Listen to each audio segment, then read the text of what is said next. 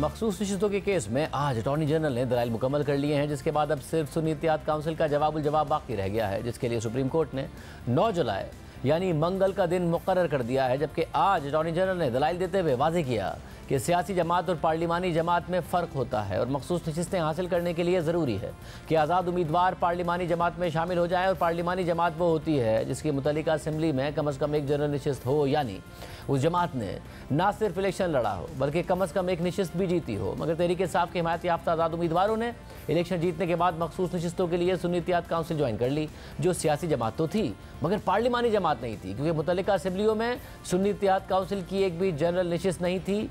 इसलिए attorney general के मुताबिक ये सारे अरकान आज भी आज़ाद हैं। एक पॉइंट वो ये कि पार्लियामेंट्री पार्टी तो होगी वो जो फर्स्ट पार्ट है, इंडिपेंडेंट ने इसी पार्लियामेंट्री पार्टी को ज्वाइन करना है जिसका कोई कैंडिडेट या नॉमिनी जीत के आया हो। ये is something new for me. The political party automatically transforms in, if let's rephrase it, if there are some elected people of a political party in the National Assembly, they don't have to do anything. They automatically transform into a parliament party. Is this correct? Yes. So the political party inside the parliament is referred to as the parliamentary party of that political party, and the independent. Why the two distinctions? Why can't we just stick with political party? What was the reason for the purposes of 63A, sir, parliamentary party becomes relevant as opposed to political party because the decisions for the purposes of 63A under clause 1 are to be taken by the parliamentary party. That an independent returned candidate can join any political party regardless of whether it has won any seat or not, then he will become a member of that political party. But for the purpose of 63A, he cannot become member of parliamentary party because that political party did not have any seat in the assembly. इस पर justice याया आफरीदी ने सवाल उठाया कि अगर ज़िमनी इंतखाबात में Sunni Ittehad council नशिस्त जीत गई तो फिर क्या वो पार्लिमानी जमात नहीं बन गई? मैं जो समझा हूँ, आप ये कह रहे हैं कि Sunni Ittehad Council was not a political party for the purposes of 51-6. However, now they're winning the election, by-election, they have become a parliamentary party under Article 63(2). So they can now, after winning those 1 or 2 seats or 3 seats or 5 seats, they will now constitute a parliamentary party. Only if they won the seats. अगर by-election में उनके ticket पे आ गए कोई. But in order for the independents to join such parliamentary party, that will take effect now. So they are independents as of today. मगर दौरान समाज justice Mansoor Ali Shah के कहने पर सुन्नी इत्तेहाद काउंसिल के वकील ने इलेक्शन कमीशन और कौमी असम्बली सेक्रेटेरिएट की 2 दस्तावेज़ात दिखाई कि जिसमें खुद इलेक्शन कमीशन और कौमी असम्बली सेक्रेटेरिएट आज़ाद उम्मीदवारों को सुन्नी इत्तेहाद काउंसिल के अरकान तस्लीम कर रहे हैं। और इस तजाद पर जजेस खास तौर पर जस्टिस मुनीब अख्तर ने अटॉर्नी जनरल से सवाल किए। There was a notification, is that correct? Does it exist where the ECP declared them as a parliamentary party? I am not aware of it. This is a document of the National Assembly Secretariat. It says the Sunni Ittehad Council has nominated Ms. Sartaj Gul, member National Assembly of Pakistan, NA 185 as the parliamentary leader of the SIC Sunni Ittehad Council in the National Assembly with immediate effect. So this is a business of National Assembly. मैं अब आपको Election Commission का भी दिखा रहा हूँ. And if your lordship want the Election Commission's chart, which specifies how many seats Sunni Ittehad Council has, the Election Commission in their concise statement have also taken the position that all these independents are no longer independents, they are part of the Sunni Ittehad Council. Page 875. As long as that's the position ECB is taking, what's the position of your position on these notifications? I mean, they're valid. Would you even categorize them as notifications because a letter written to a deputy registrar or some section officer, I don't know, whatever is written it, it's not even tabled as a notification or something or pursuant to issued under some act. So that person may have got it all wrong. I don't know. But official communication by the election, no, but there's an official communication with all due respect by the election commission saying, you see, the election commission turns around yesterday and says, well, you know, the BAP thing, we did something wrong, we don't know. And conveniently here they do a flip-flop and a somersault. इतनी दफा हम उनके official record को देखें for election commission to से नहीं जी ये तो हमने बस ऐसी हवा में उड़ा दिया। ये कोई बात है?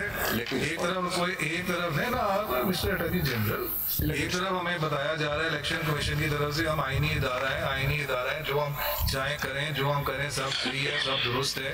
दूसरी तरफ से उनका रिकॉर्ड है उसमें जो चीज वो कर नहीं सकते, तो आप बताइए ना, ये कोई किसी बारिश तैयार तो नहीं कर रहे ना। Official communication है to the National Assembly for God's sake. Say, does it have a legal significance? Answer that question. These notifications or these letters or the notifications will have no bearing as far as 63A2 is concerned. That is my submission. यही नहीं, आज attorney general ने जब ये मौक़िफ़ इख्तियार किया कि मौजूदा केस में मुकम्मल इंसाफ की फराहमी से मुतालिक आइन के आर्टिकल 187 का इतलाक़ नहीं किया जा सकता, तो जस्टिस मंसूर अली शाह और जस्टिस अतर मिनल्लाह ने अटॉर्नी जनरल के मौक़िफ़ को तस्लीम नहीं किया और फिर जस्टिस अतर मिनल्लाह ने नज़र ज़रूरत पर रिमार्क्स दिए, तो चीफ जस्टिस ने भी इस पर रद्द-ए-अमल दिया।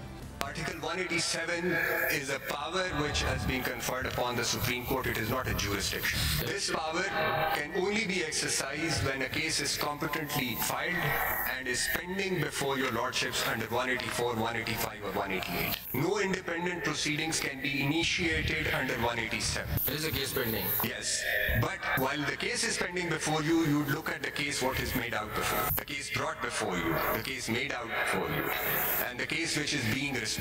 We all understand that all those independents have won the election because they held out to the public they were PTI people. All those votes were casted for these 84 people because they were PTI. It's obvious. अब having said that, now we say okay, वो सारा चीज़ जो है हमने नहीं देखना एकदम, और हम ये देखने लग जाए थोड़ा सा पोर्शन, तो फिर कंप्लीट जस्टिस को और हमने क्या करना है इस क्लॉज को कि अगर हम पूरी पिक्चर ही ना देख सकें। You are asking this apex court vested with jurisdiction, extraordinary jurisdictions as well, that only look at 185, and thus what would be the effect? The effect would be during these proceedings, one thing has become absolutely obvious, that there has been a grave constitutional violation by excluding a political party on the basis of misinterpretation of the provision and a judgment of this court. So now, indirectly, this apex court would be validating a grave constitutional violation and thus invoking the doctrine of necessity again. This is not a case कि पटवारी ने जमीन किसी की inter party ले ली है तो हमने कहा 185 में देखना है, वो ऑर्डर आपने चैलेंज नहीं किया, आप नहीं कर सकते. This is not that. Please try to look at this as an election matter, which is perhaps something that one has to look into. It's a sui generis. It's a different kind of set of proceedings. Read all the judgment of this court which introduced the doctrine of necessity, and all of them rely upon the justice principle. Les populi, Keynes's pure theory of law. This is actually they lost the thing of the people. Every judgment has been based on premise. If they had simply followed the constitution and said this is not permissible, you cannot take over, you cannot send elected representatives home, that would be the letter of the constitution. I'm not even going to the spirit of the constitution. Let's Pakistan go on the constitutional path for once. Do we validate a grave constitutional violation which has become obvious before us? That is premised on something. That is not premised. That is the orders have come before us. It has become obvious. We are ignoring the elephant in the room. दौरान समाअत आज एक दफ़ा फिर justice Hasan Azhar Rizvi और justice Jamal Mandokhail ने सियासी जमातों को उनके हिस्से से बढ़कर मखसूस नशिस्तें देने पर सवालात उठा दिए. ये जो डाटा इन्होंने प्रोवाइड किया है इलेक्शन कमीशन ने CMA नंबर 5840 ऑफ 24 में पेज नंबर 19 पर seat reserve for women national assembly 17 इन्होंने नेशनल असेंबली में सीट ऑब्टेन करी हैं और 10 इनको मिल गई हैं रिजर्व सीट्स, तो इनकी 27 सीट्स हो गई हैं. पीपल्स पार्टी ने 1 ऑब्टेन करी है, 2 इनको बोनस में सीट्स मिल गई हैं, 3 हो गई. इसी तरह से सबसे बुरी सूरत हाल खैबर पख्तूनख्वा में है जहां मुस्लिम लीग ने 36 सीटें ऑब्टेन की हैं और उनको 21 सीटें मिल गई हैं रिजर्व सीट. इसी तरह से PPP ने 3 सीटें ऑब्टेन करी हैं, 1 उनको बोनस में मिली है, PMLN को इस तरह से मिली है 1 सीट, 2 उन्होंने ऑब्टेन करी हैं. और यहाँ पर जो और सूरत हाल है नॉन मुस्लिम की JUIP की 0 सीट्स थी, उनको 2 सीट्स मिली है नॉन मुस्लिम्स की. जितनी सीट्स उनकी नहीं है उनसे डबल ट्रिपल उनको मिल रही है, 3 गुना ज्यादा मिल रही है. एक फारसी का एक मकौला है जी साहब, जी सर, हिस्सा बकदर जुस्सा, जी, यानी जितनी आपकी साख्त होगी उसके मुताबिक आपको मिलनी चाहिए. उससे बढ़कर एक सवाल ये आ रहा है कि मिल सकती है या नहीं. इसके बाद समाअत अगले मंगल तक मुलतवी कर दी गई, जिसमें सुन्नी इत्तेहाद काउंसिल के वकील फैसल सिद्दीकी जवाबी दलाइल देंगे.